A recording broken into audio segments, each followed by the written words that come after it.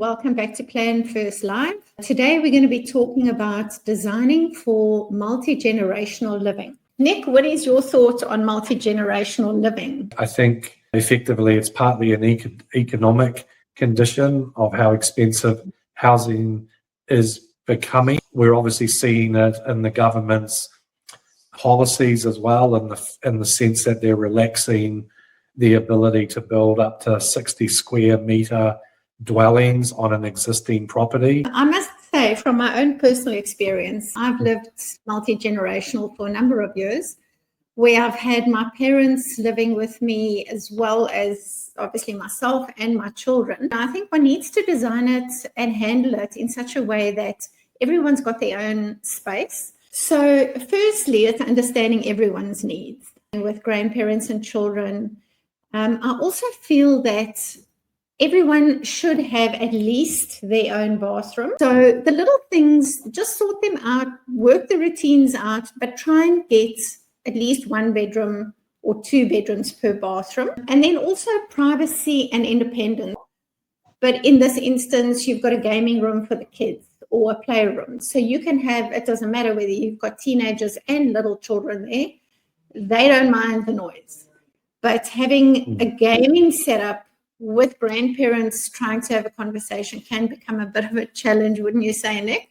That is one of the biggest demands we see, is that the more elderly generation is the one that's insistent on having their independence. Yeah. And what I found as well is generally everyone will go their own way during the day, but everyone comes together at night for a meal. So make sure that those zones, that the zone where the family comes together is big enough, and it does have maybe more than one seating area. Have an island so that people can cook on, or people can be seated on both sides of the island, so that if one person is cooking, at least there's conversation going on. It actually becomes a bit of a social hub. And then accessibility, this is more important for the older generation, is if you can, not everybody wants the accessibility features very visible. Zoning is important. Have your public zones, have your private zones, which would be your bedrooms and your bathrooms. Public zones would be your lounge, kitchen areas, your outside patio areas. The garden is also considered, as part of that public zone. Enhancing sound between living rooms. I'm assuming you mean dampened sound between living rooms. And enhancing is implying that you want to be able to hear louder sounds between rooms. Next question, Ashani says, what are some strategies for shared kitchens with multiple cooks? That's a good question, in that I'm just talking from the projects we've built, thinking about, do the different generations want separate kitchen amenities? Multi-generational isn't really is still a family unit, because we're not talking here about the likes of boarding houses. So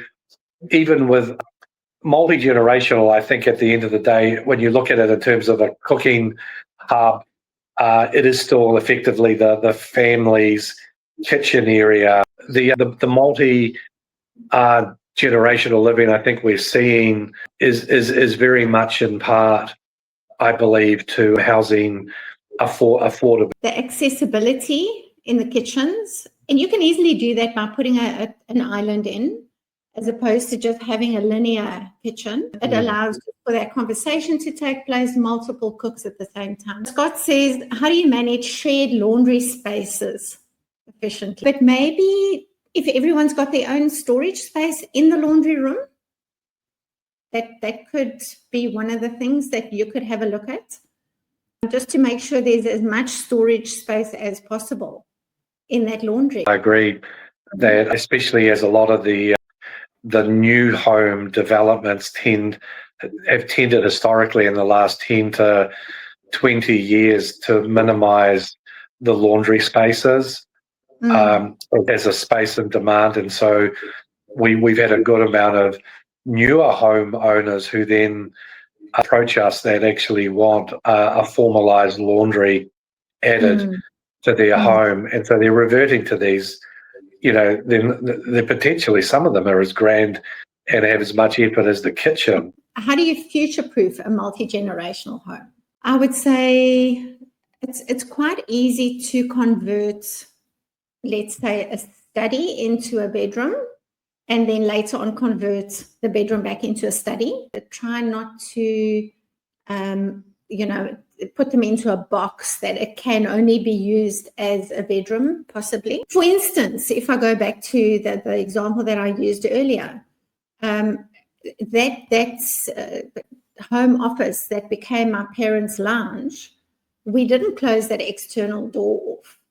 So it always remained a room that could be used and accessed from the outside. So when it wasn't used as a lounge eventually, it could easily be converted back to a home office. If there is only one kitchen, I suggest having dedicated pantry space for each generation, and then sound management, which we touched on earlier, didn't we, Nick, with the carpeting and the soundproof. Each family is different and everyone's needs is different. So again, one's got to listen to what the client's needs are. It's all about balance. What lighting strategies work best for multi-generational homes? I think the movement sensors are important for passages. As we're saying that these kinds of specific expectations or requirements are part of a design brief that, as architects, we would develop with the homeowner. But I think it's also important, as you said, to have that living room for them when they do retire early,